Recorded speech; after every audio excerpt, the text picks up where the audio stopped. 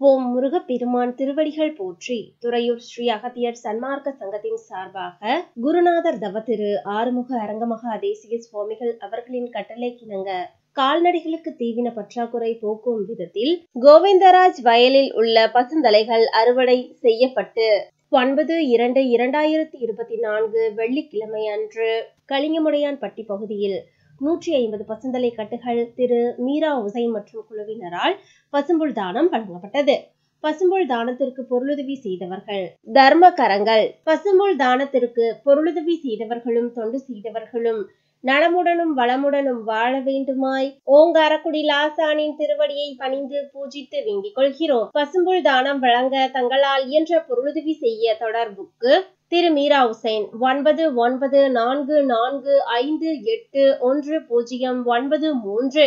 நன்றி, வணக்கம்.